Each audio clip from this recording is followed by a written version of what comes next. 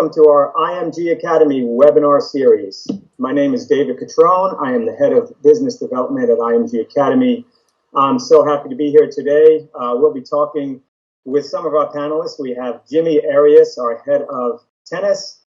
We have Wei-Lu Chang, our head of male tennis. And then we have Margie Zessinger, who's our head of female tennis. Super excited to be hosting this program today. Been friends with them for many years. I get to work with them each and every day. Today we'll be obviously focusing on tennis.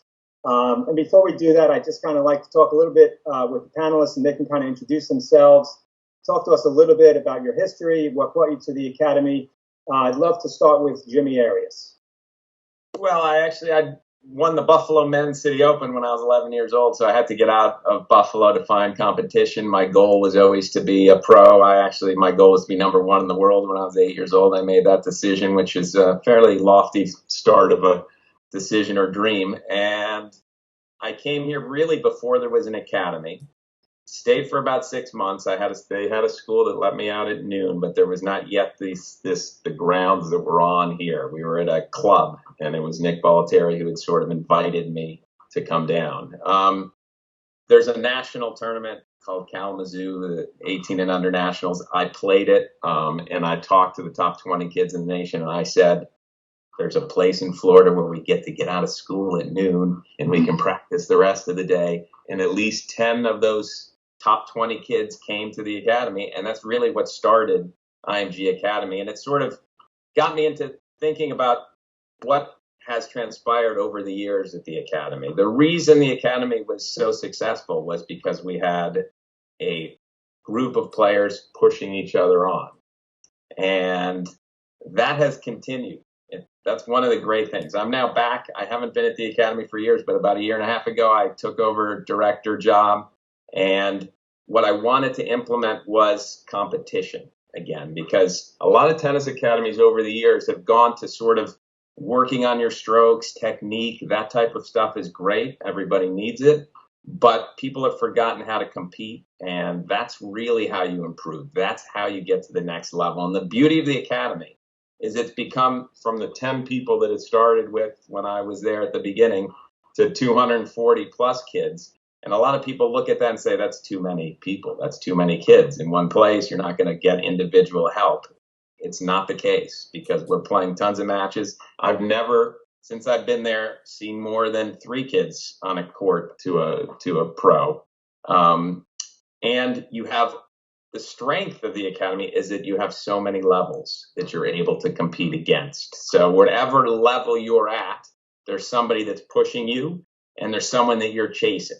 And that's what sort of makes you a better player to me, is that you have your eyes on this goal, the guy in front of you, but everyone behind you's also got that eye on the goal getting past you. So it's a competitive environment, but it is what really produces excellent players. And we've had so many sort of groups come out of the Academy. My era groups, those 10 guys, probably 6 of them made it into the top 50 in the world. I got to number 5 in the world. That next real group that you've talked about was Andre Agassi, Jim Courier, David Wheaton. So we had 2 number 1s come out of that, competing with each other since they were 13 years old. And that stuff is continuing as time goes on. And that's really what the one point I wanted to make. Wei-Lu? Yeah, my name is Wei-Lu Chang, and I've been here, on campus since 1987. Was the first time I stepped on campus as a camper. And then in 1991, I started as a sophomore in high school. So I was a full-time student. The college rules were different, so I stayed on campus after I graduated high school and based my training out of there, played a little bit on tour, then went off to college. And then after college, I decided that, I really wanted to be a coach. So I came back, and I've now been a coach at IMG for just about 10 years. So IMG is my home. It's my passion. It is a part of me. So it's been so meaningful to be back here on staff. Thank you, Wei-Lu. And Margie? I'm Margie Zessinger, and I have been coaching at the Academy for almost 17 years, which is so hard to believe how fast time goes by. But I think we all love what we do at the Academy, and we all have a lot of passion for coaching and making all of these kids better. And just to add to Jimmy's point on, he's really done an awesome job in bringing in the competition. But Wei Lu and I are the heads of the men and women's program, and we serve that extra layer of support and to give the students a big vision of where they want to go on whatever their goal is, whether it's a Division III college, high academics, or they want to go pro, or they want to go to a college and get a scholarship. So we all almost oversee the long term of it, and are an extra resource for the kids to feel that they have someone to go to. So it's really, really important, like Jimmy said, to have the competition and also have a team around them. Thank you, guys. Once again, I appreciate you guys coming on today. I'm super excited to be hosting this. For me, it was an amazing experience having two boys that played tennis at the Academy and then another son that played basketball. So I've been involved with IMG Academy for over 20 years, gotten to know all of you. For me, it's about family. You know, when I think back all the years that I've been involved, the loyalty that the coaches showed to my kids, and it just became family. It was a second home for us. I know you already alluded to this, Jimmy, you know, what sets us apart, who we are as an academy. Wei Lu, if you can kind of add to that, to you, where does IMG fit in to the role of an academy, and what sets us apart in your eyes? Yeah, IMG is I'll start by recapping what both Margie and Jimmy said. We are a big place, but that size that gives us our advantages. All the resources, all the facilities that we have in one campus is our strength. The number of students that we have is our strength. You know, we have a big group of students in tennis. It's roughly 240 students, and we break them into groups of about 12 students, and we base that on their current UTR at the beginning of each semester. And what's super exciting is that in other places, you may have a program of 50, and then the range is exactly the range that we have from top to bottom. But you have that in 50 students, so you're going to have lots of gaps in levels. Could be gaps in levels, could be gaps in ages and genders, both. But our strength is that we really don't have those gaps. We have that younger demographic that are just starting out. We have the younger demographic that are very good. We have our elite players. We have everything throughout. So within those 12 players that you are with on a daily basis, you're typically this past year, we've seen, only a gap of about 1 UTR point, which is amazing. And we use UTR on a regular basis in our daily match play. So when you play your UTR matches, it's with the most heavily weighted match you can find, because how the UTR works is the way everyone wants to raise their UTR is by playing their most weighted matches, and that's done by playing the same rated person or as close as possible and beating them as bad as you can beat them. So if I'm a 7 UTR playing against another 7 and I win 6-love, that's the strongest match I can put on my match record. So when you have a group of 12 players that are so similar, you get the most heavily weighted match every time we play our regular weekly matches, which is fantastic. And that's the strength that we have with our competition. Of course, I got to talk about the coaching. So we have 3 coaches to those 12 players. And so that's how we break the bigness, the size of us, and make it small. We make it cozy. We make it personal. We call them mentor coaches. So every student has one mentor coach that has a personal relationship with. They communicate every day. They give their semester plans that we develop and their tournament schedules. The coaches talk to them about that and develop it and devise it together, and then broken down, and then we have quarterly checks. So the strength that we have is the size and also that personal touch, that individualization that we have. Dave, I like how you sort of mentioned you felt like family, and that's one thing that I'm sort of noticing with my coaches, how close they are with the students. I mean, they're away from their parents for the most part. Obviously, we have some non-boarders that are living nearby and are with their parents. So the coaches, in a lot of ways, are taking over that role. And I love the sport of tennis because I think it teaches character. It actually develops character because it's so intense. One-on-one, no one wants to admit that that man's a better man than me, so it becomes very emotional. And our coaches are so involved and so in tune from many different levels. And it's not just our tennis coaches. We've got mental conditioning coaches. We've got nutritionists. We've got coaches for the physical side of things. So as Margie was sort of mentioning, and she can talk a little more about it, we've got a team around each of the students, and it does have a family feel. Yeah, one thing that I've seen over the years is just how integrated the different areas of our academy have become, and it has benefited the students. So the school, the physical conditioning, the mental, the nutrition, the vision training. And they're integrated in with our tennis coaches, and the communication amongst them is so great on a daily basis that it's benefiting the kids. So everybody knows what's going on in each area of the student, which is extremely important because we have all these resources, but they have to be integrated. And so as coaches, it's our responsibility to communicate with one another from different departments, and each one serves a really important role in the students to maximize their potential. Thank you, Margie. Yesterday we got a chance to talk to Misha Kecmanovic, during these difficult times with what we're going through, to kind of talk about how we should focus, at this time. During this current global situation, how has it impacted our athletes, and what should they be focusing on? Especially without competition in most cases, what should athletes be focusing on as far as development? And how do they kind of change their perspective during this time and kind of still be on the forefront of how things are changing? I'll start with you, Jimmy.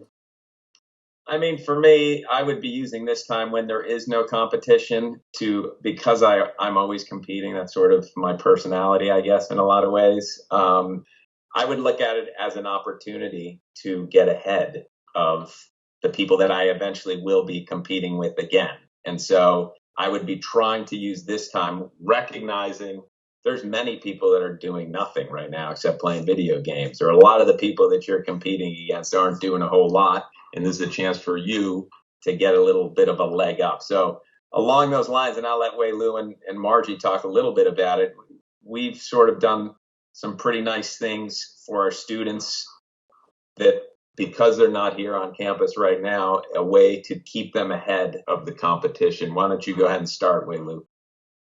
Yeah, our distance learning program has been fantastic. It's been a great addition to our program for both our coaches and our students. So we use a platform called Coach Now, which has been intended to bring our whole campus, our entire IMG family together, whether it's parents, students, coaches, everyone, and on the same page, so everyone's transparent, so everyone's a part of the development, part of the plan. So we've been using that platform to roll out our program to where we prescribe whether a student has no access right now, partial access, or full access. Full access being they have access to courts and being able to play. Partial means maybe they have a wall that they can hit on, and none is they're just stuck at home in a room. So we rolled out 3 different plans, and the coaches and students have a back and forth conversation daily. And it's been really helpful because the part that I like most is, again, that connection, that relationship building that we've created between the students and our mentor coaches. So I think that relationship has been stronger than ever with our program. Margie, any more thoughts? Yeah, I really agree with you, Wei Lu. I think it's so important that the students feel connection from their coaches in all departments. This morning we had a call with all of the girls, and the nutrition coach was on the call. We had the leadership coach on the call, the tennis coaches, and to feel that integration and discussion. They were talking about a match that they had all watched and they were a professional match they had watched and looked at the stats of the match. But it was just so cool to be part of that, and you could see that the girls were really connected with their coaches, and I think that's what it's all about. And this technology actually has been a great moment for all of us to, even realize that when we get back more at the academy, how important that video is, so that our students can learn from watching the pros and learn from watching themselves. So this has been a great learning moment for us in time, and we've taken some positives away from it, and we've done an awesome job as an academy to adapt to the times.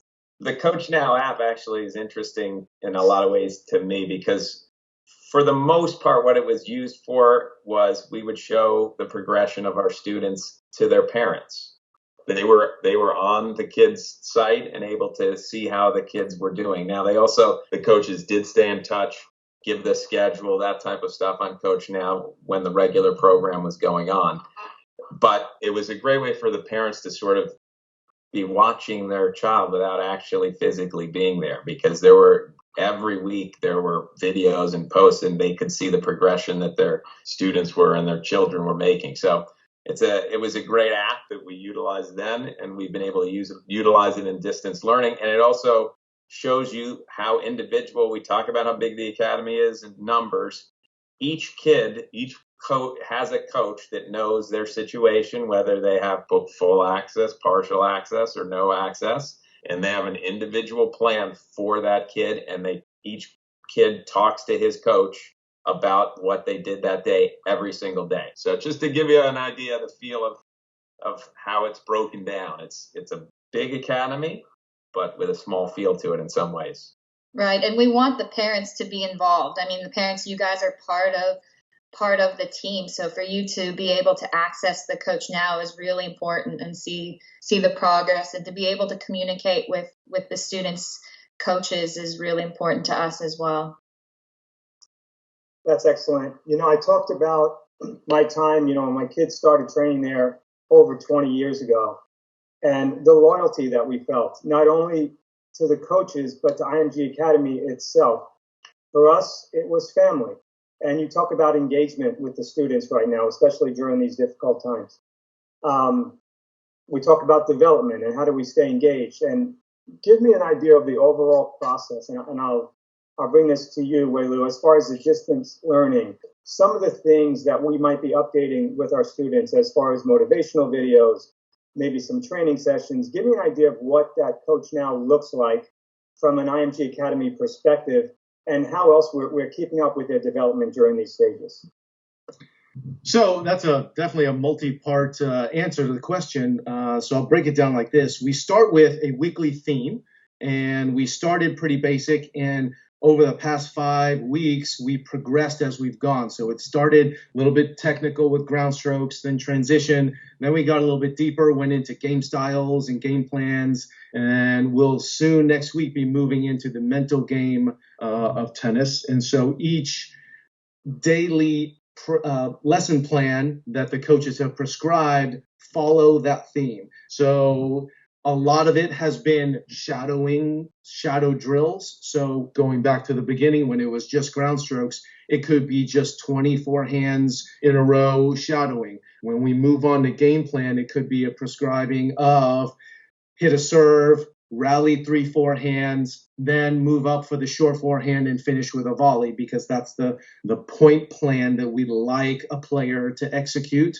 Or it could just be, a certain pattern of shots that we want a player to ingrain, so that when we get back on court, they can make that crossover. This upcoming week, we've been shooting some videos with our mental conditioning coach, with ourselves, some with a few of our students, and it's just been fantastic talking about the mental side. I know Jimmy mentioned in our webinar yesterday that, man, we should have been doing the mental side way early, because this is, the biggest part of the game that we can really work on while we're not hitting the ball. So it's been fantastic.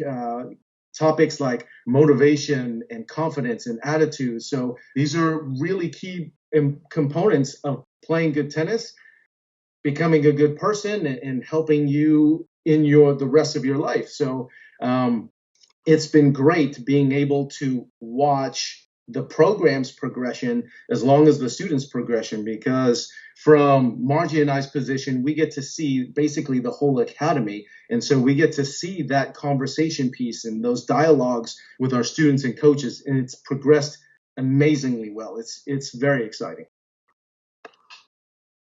We actually added, I'm always talking about competition. We added a little competition to it as well, because I can't help having competing. So we put together Continental Cup, different continents competing against the other. So teams of students, and maybe some of the stuff is blindfold yourself and see how many balls you can hit up in the air. Some fun stuff, but just to have that sort of dialogue and keep everyone engaged. At this point, that's half the battle in a lot of ways, is as people are realizing there's no tournament, there's nothing to train for a while. It's not that easy to stay focused and stay motivated. No, certainly. Yeah, it's definitely understandable. Moving forward from that distance learning aspect, give me kind of an overview, and I'll start with you, Wei-Lu. What is a typical day structured like as far as training, academics, downtime, that sort of things? And Margie, you can kind of piggyback on that. Just give me a kind of a typical day structure in the life of an IMG Academy student. Yeah, it's basically speaking, it's half the day is going to be your sport, half the day is going to be your academics, and then I'm sure, a young teenager will find time to fill the rest of their day. More specifically speaking, if you play sport in the morning, if you play tennis, you're going to be out on the courts at 7:30. That's when our program begins. Now, the best of students are going to be up and at 'em before to eat their breakfast, to stretch and prepare and do all those things. But 7:30 is when our program starts, and you will be done with your program at 11:30. So you have a 4-hour training block, and that's going to be 3 hours of tennis plus 1 hour of strength and conditioning. And then throughout the week, you'll also be added a mental conditioning class, and then also an APD class, athletic and personal development, which could be, like Margie alluded to earlier, it could be a vision, it could be a leadership, it could be a nutrition. So that 4-hour training block is most days, it might tack on another half hour for extra classes. From about 11:30 on, you have free time, you have downtime until your school starts roughly about 1:30. So you're going to get ready, get your books, eat, all that stuff. And then school will go from 1:30 to roughly 5:30, 6 o'clock. So you'll have your different classes, and our campus is set up as a college prep facility, so they rotate their classes when they go to different teachers in different classrooms. They have A days and B days, so that changes as well, just like you'd see on a college campus. So then once that ends, then most everyone has a study hall. You can earn your way out of it, of course, with both your high school class, grade, and also how well you do in school.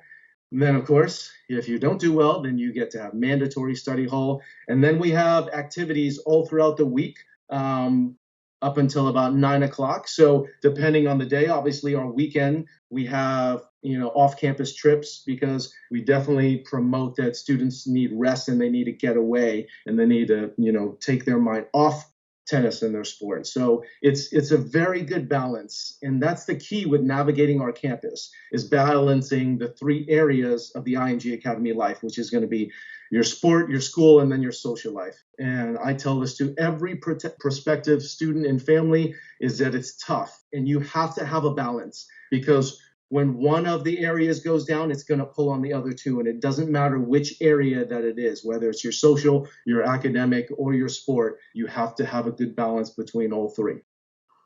What's really great too is if the students have tournaments, or they're playing UTR tournaments within the academy, or they're traveling for ITFs, the school and the tennis program really work well together to make sure that the student is prepared before they leave for the trip. And so there's a lot of communication. We have an extra resource. We have Patrick Bush, it helps us in the academics on the tennis side, and he's the liaison for the kids to go to if they need any extra help too. So it really helps them to make that balance that way, Lou, that you're talking about, is if they do travel and they do play tournaments, can I still maintain the good grades that I need to get to the college I want? So I think the resources are really there for the kids on that end. If you're successful at IMG Academy, you're going to be successful in college because you basically lived what you will be doing in college. College, if you're a college tennis player, there's times when you're traveling and you got to do your schoolwork when you're on the road, and you got to juggle all those type of things that you have to juggle at the academy. So that's one thing I can say with tons of confidence. If you're graduating from IMG Academy, you're not going to be one of those kids that flunks out your freshman year because you can't handle the freedom and being on your own and being disciplined. You're going to be disciplined at the end of your time here. Yeah, I mean, we have 2 girls. I know, Waylo, I'm competitive with the girls. I'm sure you have 2 boys, but we have 2 girls going to Stanford and Harvard, and they're going to go play tennis for them. So it shows you that you can go through this process and sustain a great tennis career and a great academic career equally. Yes. You can go ahead and brag, Waylo. I'll get back at you later. Don't worry. There'll be another time. You know, we talk a lot about in-house competition and what sets us apart from other academies. And Jimmy, you and I talked about this yesterday, you know, keeping them challenged and motivated, you know, and Waylu, you alluded to the day in the life and the structure of the academy and how it works. Jimmy, talk to me a little bit about our in-house tournament structure and how that works and how we keep them challenging and kind of moving up along the lines during the regular day as we progress in the life of an academy student. Well, as Wei Lu was saying, one of the things he mentioned is that our matches count for UTR. And if you know anything about UTR nowadays, it's very important to the kids, more important than really it should be in a lot of ways. I've had a couple of kids that go and play tournaments off campus, ITF tournaments, and they're fine in those. But when they're playing in-house UTR matches against their group and their peers that they see every day, all of a sudden they try to find excuses not to play. They can't, their ego can't handle losing to the guy at the academy. So it's more intense in the academy, that competition, than it is sort of outside and in other tournaments. So that's one of the beauties of the way we sort of have set up, and the fact that UTR has become something that college coaches do look at, and the kids know it. So as you get, UTR does become important when you're getting to 11th, end of 10th grade, 11th grade, as you're getting ready. That does become something that you want to keep improving and keep getting better. But when you're in 8th grade, you shouldn't be worrying about it quite as much as a lot of as the kids seem to worry about it. We play within those 12 that Wei Lu was talking about. We have groups of 12.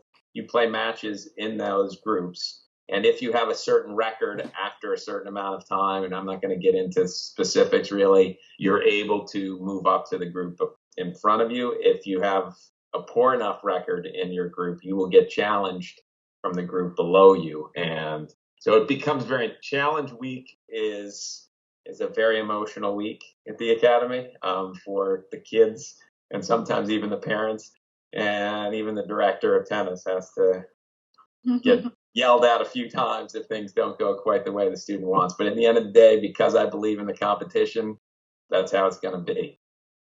Yeah, there's 2 more parts to our competition, and I'll talk about our in-house, and I'll let Margie talk about our external tournaments. But when we compete inside of our walls, it's our weekly matches that are done twice a week. But then we also have tournaments that we do on the weekend. We have special events as well. Right now we're doing our Continental Cup, our virtual Continental Cup, but we have had a Continental Cup that we've done in the past each year, which is a continent versus continent, just like our Davis Cup. So in Davis Cup and Fed Cup, Margie. And so it's a lot of fun. And on the weekends, we'll play a full compass draw, and we'll break that into groups of 16 players. So it's nice and neat. And so it's all based on UTR from top to bottom. So the first 16 will be in one draw, and then the next 16 will be in another draw. And we cut that through the entire program. And so every student is guaranteed 4 UTR matches, usually over 3 days. and it's super competitive. We also have the Eddie Herr housed on our campus over Thanksgiving time, which is, again, a heavily competitive, very prestigious international tournament that we have on campus. So it's also something to look forward to when we're on campus and we play competition. So, Margie, what do we do outside of our walls? One of the first things when you arrive as a student is that your team around you will make an individual tournament schedule. So what's best for you? We definitely don't believe in chasing ranking points, but we want you to set goals and we want to focus on what tournaments are best for your development. And the internal tournaments that Wei Lu spoke about, we're so lucky to have them, but we also have tournaments that we travel to outside of the academy with our coaches. We have USTA tournaments in the area that some of our kids go to on the weekends. We have ITF tournaments depending on your level. We have trips going all over. And we have COSAT where we went to South America for some of our younger kids to really feel what it's like to play on red clay and what it's like to be away with the team. The team spirit when they travel is really good. We've got great travel coaches that do an awesome job with the kids and teach them professionalism and teach them how to, compete and cheer on one another. So it's been a really, really great part of our program is that external travel program where we have the team IMG on the road. So yeah, that kind of summarizes the internal and external.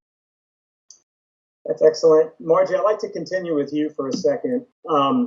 We talk a lot about our players, our students getting to the next level, whether that be college, pros, whatever that would be. So for me, I was blessed, to have my kids attend the academy and have two of my sons attend big-time tennis programs, both played number one in their respective sports. For me, we could not have done it without IMG Academy. So give me an idea, Margie, of what are we doing to develop and help our players be in the best position to earn that positive exposure?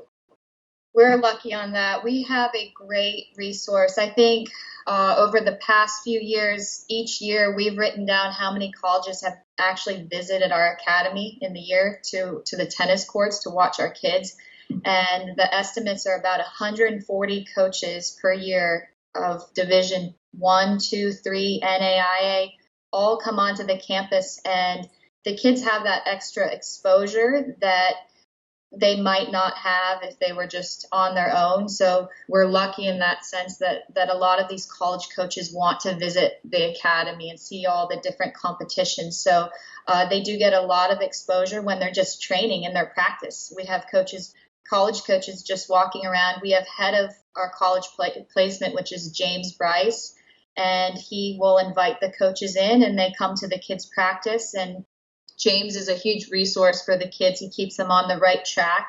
And we all work together.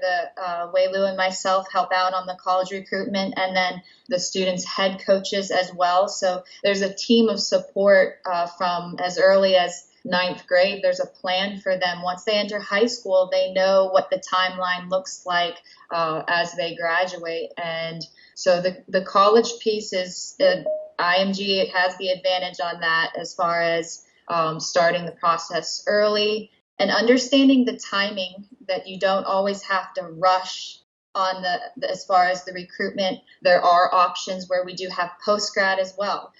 We always say you want to capitalize on that window when you're really having your success. And for some players, it is 11th grade, but some players may need an extra post-grad year. So it depends on every individual is different, but we're here to support them and help them get to the best college that they want.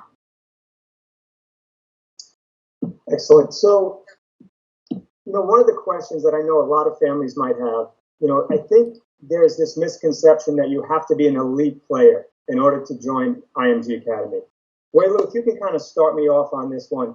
What is it like, for a prospective family student, when they come to IMG Academy? A lot of them feel like, hey, we need to be this elite player in order to do that. What does that look like as far as evaluating talent from the very beginning? Well, the real answer is talent's in the eye of the beholder, I guess. But, for all of us we have created so many champions in the past, and obviously people want to come to us for that dream of making it to the professional levels. But we help students get better at tennis. We help build character at all the different levels and ages. We have a middle school on our campus, so it starts that early for us in tennis, and then all the way through. Now we use the UTR to develop in track, which is fantastic, but we do work throughout all the levels of tennis, and you really just need to be able to, when you go through the application process, and Margie and myself are involved in that process when we talk to prospective students. But the big thing is, can you handle our campus? Can you handle our schedule? And for more specifics, I'm going to hand it over to Margie.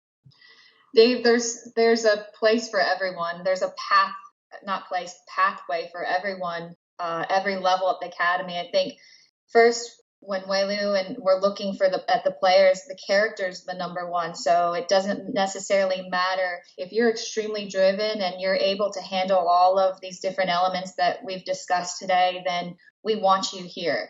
And there's a pathway for you here. And we have different phases of development. We have groups that start in the foundation levels where we work extra on their techniques, and then as they move out of the foundation levels, they're in the developmental stages, and during those developmental stages we start to introduce a little bit more tactics. We're still working on the techniques, and they're still competing. The competing never goes away with Jimmy Arias being our director. He wants them competing, so they're competing at all stages, but they're focusing on what they need at their particular stage. And then we have competitive levels. Those are the players that are doing more of the external traveling, the international traveling. And then we have our elite players. We've done a great job in our elite program. We've had 5 number ones in the world in the past 4 years. So that is important to us as well. But if you're just starting out in tennis, you have the ability to come to this academy and maximize your potential here. And we're all here to support you, no matter which level you start at. And we've seen girls or boys go from foundation levels all the way to the competitive groups their entire career. And it's awesome to see. Actually, those are the stories that we enjoy almost the most, to see the progress of the kids in their whole chapter. I'll use Sandy as an example. She's been here since she was 10, started as a complete beginner, and now she's going to Harvard for tennis. So those are the kind of stories that actually you don't see on TV or the headlines that we really value and that are part of our family here. I mean, summing it up in a lot of ways, it's what we've been saying from the start, is we have every level. That's the beauty. We have the foundation level. And yeah, I like people competing, but you're right, Margie, at the lowest level, let's get the strokes going, make sure the techniques are in the right place, and we'll move you up. So long as you have that sort of heart and mind of, I want to get better, I'm here to improve. That's the main thing. If you have that thought process, you're going to improve. You're going to move up through the ranks. So that's doesn't matter your level. You come and enjoy it, and you'll learn how to compete, how to have some character, how to deal with adversity, because that's tennis is dealing with adversity. It's not being emotional when the emotions are high, and being able to still think clearly. That's the beauty of tennis. So that's why I think everyone should play it. As part of our IMG Academy structure, we have a program called APD, Athletic and Personal Development. Margie, I'm going to start with you. How does that program differentiate us from other academies? What is it and how does it work? So APD is basically, we have our tennis training, but then the students will have, also they'll have mental conditioning. And one really cool thing about the mental conditioning is that each group of 12 is assigned to their own mental conditioning coach. And that mental conditioning coach will check in with them nearly every single day. They come to the courts, they watch them play the matches, they communicate one-on-one with them off the court, they have group sessions together. So they have the mental piece, and then the physical conditioning piece, exactly the same format, where you have a mental conditioning coach for your team, and they they are integrated with you as well. They'll come out to the courts, they check up on you, they communicate with the other members of the tennis coaching staff. So you have the physical piece, you have your trainers, your physio trainers. We have a great team of physio trainers that work with some of our top pros, and they work with all of the students, and they are top notch. So we always recommend to the kids, go see them when you're not injured. You should be doing injury prevention and going in and doing, therapy that they recommend for each kid. So they have that resource. They have the nutritionists. We have great nutritionists that come to the courts that, meet with the kids outside of the courts as well. We have vision on the evenings. The kids have optional vision that they can go to twice a week. They have optional yoga they can go to twice a week. So basically, you have this whole team around each kid, and that they are integrated with one another. And I think we started this discussion. A lot of kids outside of the academy may have these, but they're driving an hour to see this physical conditioning. Then they're driving to see the nutritionist, but the nutritionist doesn't talk to the physical conditioning coach. I think the key to development is to have a team that communicates with one another about the students nearly every single day. Wei-Lu, did I miss anything, Wei-Lu? I don't think that was perfect. But spot on. Okay, Wei-Lu, let's talk about academics for a minute, because I know a lot of families are probably thinking, how is it structured? How is there a balance between sport and academics? So I know we have this general overview. There was some series on our website that families could access and see the general overview on it. But kind of talking simple for a minute, a few questions that I'm sure families might have. How is the sport balanced with academics? Are academics a factor in maintaining sport eligibility? And what resources will a student have access to maximize their ability to maintain their GPA and stay eligible? Wei-Lu? Yeah, those are awesome questions. The big one that I love hitting is the balance. And having a school on campus, again, it's great because we have that communication. So we're more able to balance, because when you're outside of our walls, your school and your tennis program almost is never on the same page, and they fight each other for time and excellence. So that's the huge benefit from us is our students, their teachers do get to talk to us tennis coaches directly and say, hey, I need them in school because there's a project due. Are we able to get them off of sport for a day because they need to meet with their team and get this project done? Hey, they're a little bit behind. They contact us coaches and say, hey, can we get them this way? And of course, it also works in the reverse. We also let them know that, hey, there's a tournament coming up. They're going to need to miss school for the Friday to leave for their weekend tournament. Or for an ITF, they're going to be gone all of next week. Can you plan ahead and give them the assigned work ahead of time so they don't know what they're missing? Or can you schedule their tests upon their return? So that's all fluid in our program and our communication, which is so helpful for our balance. And like Margie mentioned earlier, our academic advisor, who's Patrick Bush, also helps with that liaison between teachers and coaches and students. So that's a big help. Now we also have two people that help in that college placement area, one being James, one being Christian DeJesus, and they tag team that sport eligibility as far as what the credits that you might need in college, which is fantastic. Because tennis tends to be a smart person's sport, we do have athletes that really want those upper echelon schools of academics. So we make sure that they're on track. We make sure that they take the necessary classes that they can be accepted and admitted into those programs, which is great. We offer an AP program, which back in my day, the best grade GPA that you could get was 4.0. Not saying that I reached that, but our students reach a 4.6 and a 4.7. So, our valedictorians are usually in that area. I can't quite comprehend that, but I know that it's because we have weighted classes with our APs, which help a student garner those grades and helps them to reach those schools that they want to attain, those goals. And for resources, just like the few that I mentioned, but we also have tutors that are housed on campus. We have office hours from our teachers that give the classes. And then we also have a learning resource center, which really helps students with their extra work. So someone may have a learning difference. Someone just may be an international student that needs a little extra help with the language barrier. So all these things play into the resources that helps our students get that advantage over another school that may not offer that and may not have, our diversity in student body.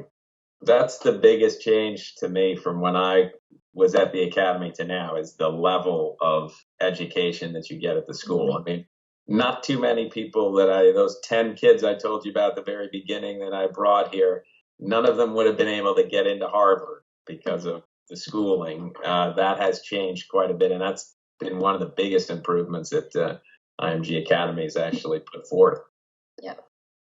What's amazing to me, looking back, and how thinking about not having the luxury of my children being able to attend a campus where everything was in-house, the school, the student center, housing, student housing, APD, we called it IPI back in the day. Yeah.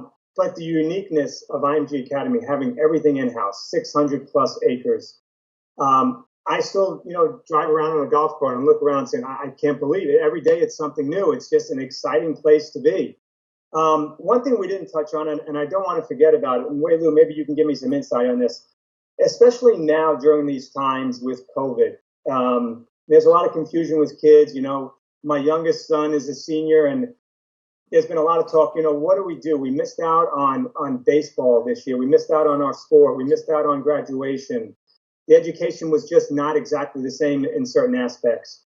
Talk to me a little bit about our postgraduate program, because I'm sure there's a lot of families that are thinking about that at this time. Yeah, Dave, we have a great postgrad program, and it works in tandem with the academics. And we make sure through our advisors that all of our postgrads stay NCAA eligible, whether it be academics and sport, which is great. For all the different divisions, obviously mainly D1, they're more strict with their PG years. So you have basically a 6-month window right after graduation. It actually goes back to once you start your freshman year, and you have 9 years to compete 4 years of eligibility. So it goes back that far, which I know right now during these times it's going to be a little bit fuzzy, because the NCAA has just made some concessions for the current college players. To give a quick example, seniors are allowed to play next year, and I believe they haven't finalized what they're doing for high schoolers at the moment, whether they're going to allow them to reclassify, things like that. So I'll let someone else speak on that, when that comes out. But we do offer PG classes so that students can knock off those general classes that they take, in their first year. But mainly the PG year is to take that sport leap right before college, because you want to elevate your status and maybe get into a team that you might not have reached 6 or 12 months ago. So that's the big reason why our students choose to take that PG year, which is a big help. We have a lot of international students that may have had a language barrier and had their academic year pushed back because they were in our ELL program, English as a second language. So that is another reason that students might elect that PG year, which again, just is a big testament to our program, because not only do we have a diverse group of students, but we have a diverse group of teachers and coaches. We deliver our sport in different languages. 我也会说中国话, so it's a big help for everyone, to speak different languages. So it's a big part of our culture. Well, listen, I've enjoyed this time immensely. Before we close up, I would just I'll refer to you, Jimmy, and you guys can finish up a little bit. Just some closing thoughts as we recap this. Maybe a little bit of overview that we might have missed during this segment. We'll start with you, Jimmy. Well, first of all, I doubt we missed anything, because we were going through everything pretty thoroughly from start to finish. The one thing I would say is, as you know, when I was talking about earlier about COVID-19 and being able to stay ahead of the competition, stay ahead of who you're competing with, that type of thing. The beauty of the academy is you're competing not just in tennis, but you're competing for what college you get to. All of that stuff is what students at the age when they come to the academy are competing for. And I'm a big believer in trying to get a leg up. And if you want to get a leg up on the people you're competing with, IMG is a good place to start. I was going to say, there are good coaches and teachers all over the world. Our advantage is not only do we have good coaches and teachers, but we have them all in one place. And people come to us because they don't want the normal trajectory that they're on. They want to jump the tracks and be at a higher trajectory and reach a goal that they couldn't reach at home. Take it away, Marge. You have the best of all these worlds. You have the competition, you have coaches that care about you as the individual, you have the infrastructure. So I think if you've got the right character and the right values and the right mindset, this place is the place for you for sure. So I think we had a great dialogue on that.